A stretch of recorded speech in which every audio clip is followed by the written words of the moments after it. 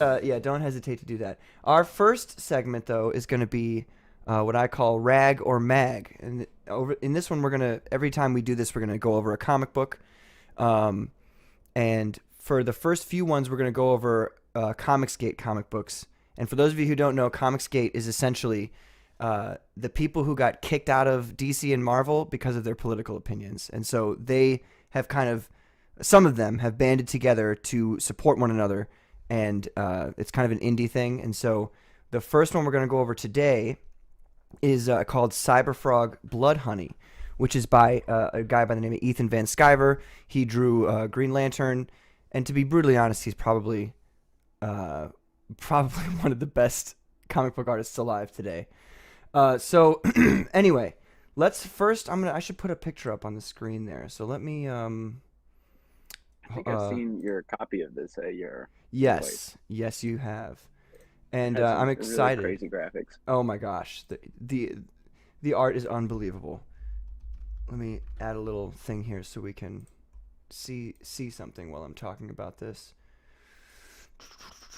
But I'm really excited because Wrecked Planet, which is Cyberfrog 2, is going to come out in maybe like. Can you see that there? Oh, I really wish you couldn't. It's probably No, I will be able to in a few seconds. blocking the entire screen right now. Everybody gets to see how small I make it. But Wrecked Planet, which is the sequel to this, is coming out, and by coming out I mean he's shipping it, like as we speak. So let me put this behind us here. Okay, so yeah, this is the cover. Oh no, you're gone, Steven. Oh, Steven left. He got dropped. What a revolting development. Okay, well, I'm sure he's going to join back in there. But anyway, this is the cover for the foil version, the silver foil version of Cyberfrog Bloodhoney.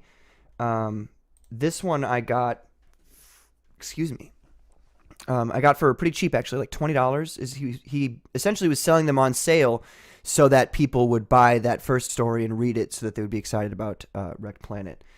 But honestly, it was very affordable, and that's always a great thing, especially for, I think it's like 60 to 80 pages. 80 pages for $20 is, and Ethan Van Sciver art, 80 pages for $20 is nothing to scoff at. But so you can actually have it right here.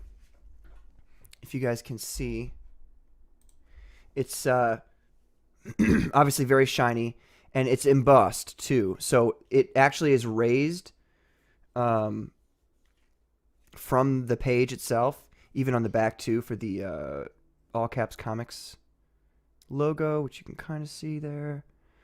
But yeah, the normal cover is actually colored. Oh, there he is. Hold on, let me get him.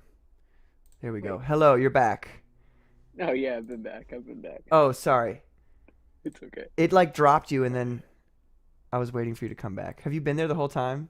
I've just been listening to you talk. Oh, sorry. Sorry. But anyway, this is the silver foil. The regular one is colored, but I was happy that I got the silver foil one for pretty cheap.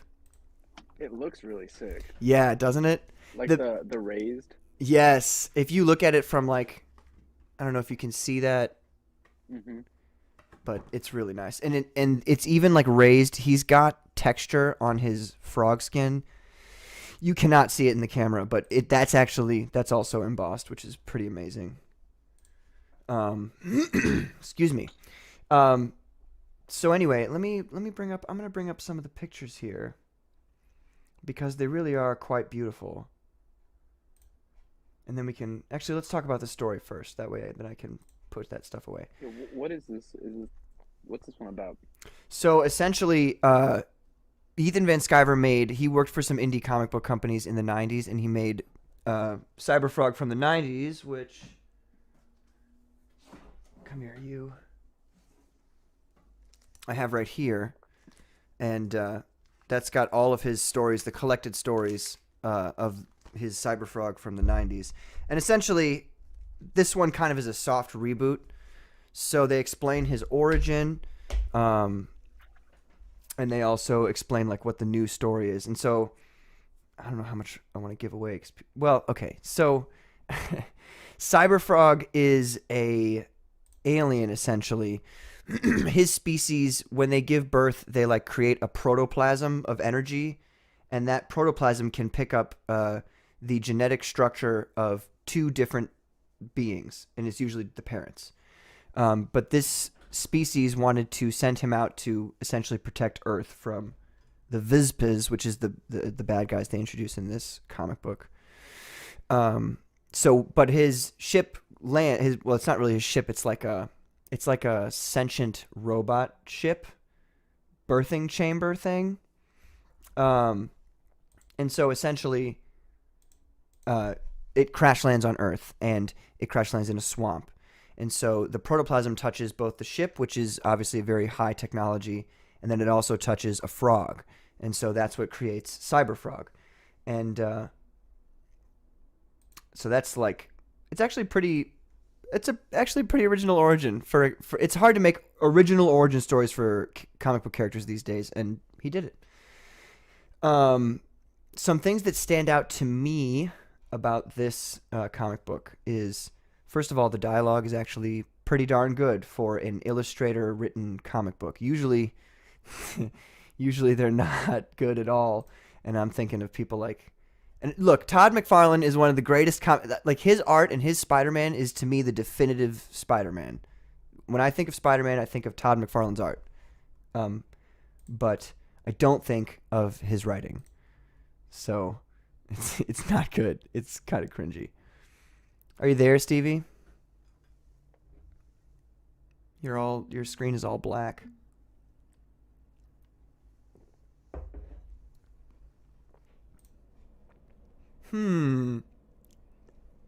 Okay, well, anyway. The story is pretty straightforward. It's primarily an introduction to the world of Cyberfrog. Like I said, it's kind of like a soft reboot.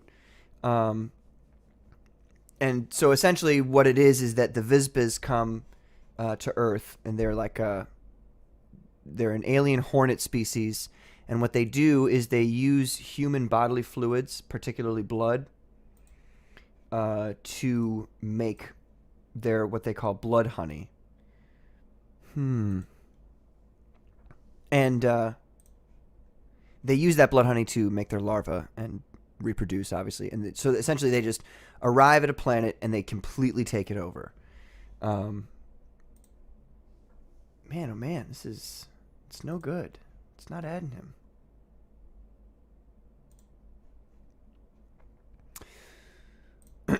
Anyway, at the end they give a little bit of some couple of short stories.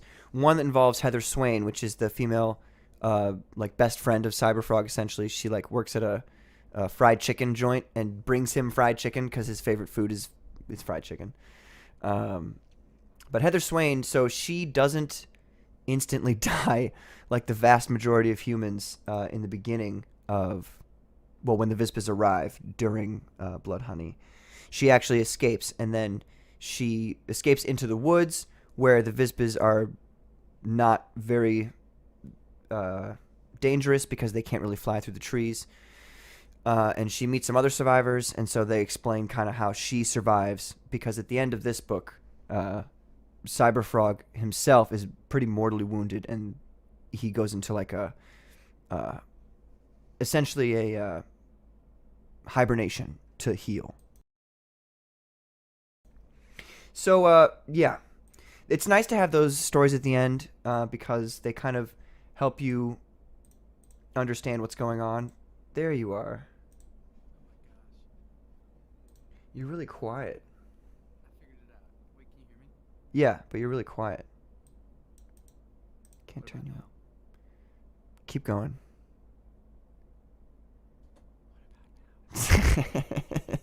This is not an ASMR stream. What about now? There, that's good. That's good. Okay. Okay. I wasn't using the Streamlabs thing. Now I am. This like their operating their OBS or whatever. Yeah, I think it was crashing because I was in Safari or Chrome. Ah, gotcha. Well, good. Hopefully this works this time. So yeah, what was I saying? So yeah, the short stories at the end are very, very nice because they kind of flesh out the story. I know there are other short stories that he made and is selling between this and Wrecked Planet. I can't get all those, but I will eventually. But then also the cool thing is, come here. It came in this box. Did I show you this, Steven? No. Oh, this is the Bloodhoney box, and essentially it opens up like this. Kind of reminds me of like Goosebumps, like the slime on it. Yeah, and it has this giant picture of Cyberfrog. I keep the like magnets and stickers and cards that I get from these people in there. But yeah, that's pretty much it for the story. I don't want to go over it too much because I don't want to kind of spoil it. But then what I'm going to do now is I'm going to share my stream so that people can see these pictures here. So yeah, this is the, let's go full screen here. This is the silver foil edition, the back of it there. And you can see kind of like the embossedness of it on that picture. This is one of the pictures of when he's literally being born. Isn't that crazy? That is crazy. Oh my It's the moment gosh. that it went infinite. It's like his art is unbelievable. Can I zoom in on this? I sure can. Look at this shit. Oh my god. So yeah, I've got more pictures that like I really, really loved. This is one where he first realizes that he can kind of transform and become Ulto Frog. That's crazy. Hey, turn your stuff up a little bit more, please, Steven. How about now? That's good. This is one of my favorite like panels in the entire comic because it's like you see Salamandroid, who is Cyberfrog's brother. He mixes with what's her name? Because Trick Ron is Cyberfrog. I forgot what her name is, but anyway, they're Progress. yeah, their robot mother. He mixes with her and a salamander, so he becomes Salamandroid, and he's just ginormous. And when you first see him, you think he's gonna attack her, but then he comes up and he goes, "Are you my mother?" And she's like, Sweet. I know, and she explains stuff to him, but it really is such a sweet thing because she like explains all this stuff to him. You know, you're going to defend the world, you're going to help Cyberfrog against this alien species. And she explains all this to him, and then the next page is him just going, "Do you love me?" And she's like, "Yes, I love you." And he's like, "I love you too." And it's so cute because he's this giant beast. This is the Vizpiz. They're like ships that they use to arrive on Earth, and it's like, come on, look, like, Super cool looking oh, stuff. you don't see this in modern comics anymore. This is the stuff that's the money. And then obviously that's the one. This is the picture from the inside of the Bloodhoney box. Look at that. And when did this come out? 2019, I want to say. I think it's been like 3 years that the Wrecked Planet campaign's been going on. So 2019, I want to say. 2018 or 2019. 2019 was 4 years ago. I know.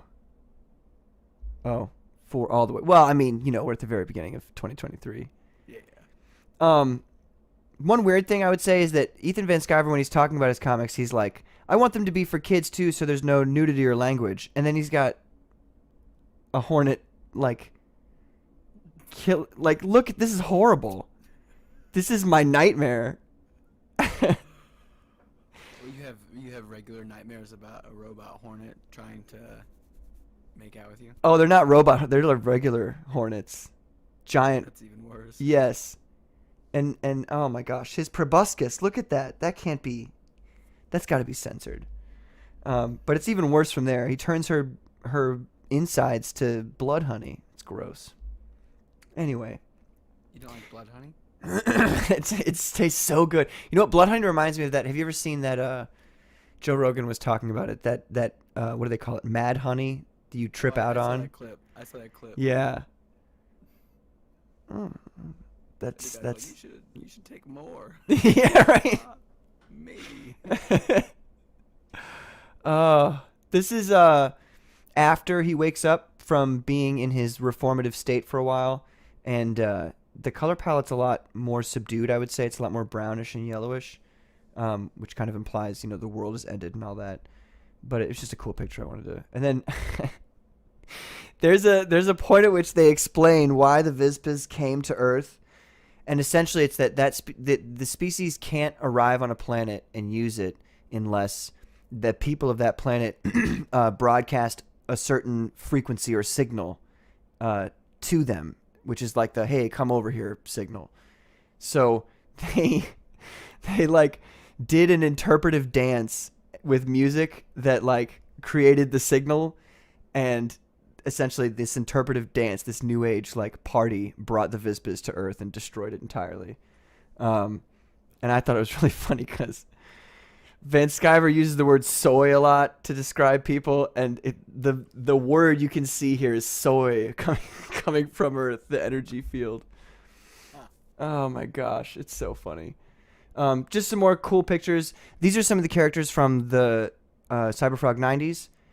So that's Shockroach right there, which is a great name. He always has these great names, like Shockroach, and the guy you can't see here, the picture's cut off, but his name is Traumadeus, and he like plays music that hurts people. It's pretty crazy. I mean, that's not nice that he does that. Well, yeah, but it's a cool idea. And then we have Heather Swain. This is from that short story at the end explaining like what happened to her. This is the guy who ends up being her husband. So yeah, she survives there. And then I mean, let's look at that. Ugh. Like the buildings too. I'm looking at the building in the background. It's crazy. Look at the detail. Yeah. But yeah, that's the last picture I have from that. So we can get back to this here. So yeah. So when we talk about Cyberfrog Bloodhoney, if it's, rag or mag, I think it goes mag for sure. And I'm excited to review the rest of the Comicsgate comics. I've got Inglorious Rex back here. I know Isom isn't technically Comicsgate, but it is in spirit. It's the Bronze Age, baby. So the goal is to be magged, not ragged. Correct. That's correct. If you're a rag, Okay. It's no good. You gotta, you know what? And it's gonna be, Steven, at one point I'm gonna have, when it's a rag, and there's gonna be some, I'm gonna have to go to the comic book store and buy these awful, awful modern trash, and I'm gonna read it, and I'm gonna review it, and then when it's a rag, what I'm gonna do is I'm gonna take the staples out and then use the paper as paper for my birds to shit on. So I feel like I might as well get my money's worth, Hey, maybe they'll start to really be fully literate too. Yeah, you never know. Or maybe they'll like look down, read it, and then become super woke. And They like pick this one. They pick one of them up and they're like, give it another chance. yeah, right. All right, that is that segment. So let's go on to the next segment, which is probably the longest segment in the whole thing, and that's the Who's Who on the Jeffrey Epstein list. So on this segment, we're going to go over all the names that have been released on the Jeffrey Epstein list that's currently in possession of the FBI. All right, on to our next segment. Our next segment is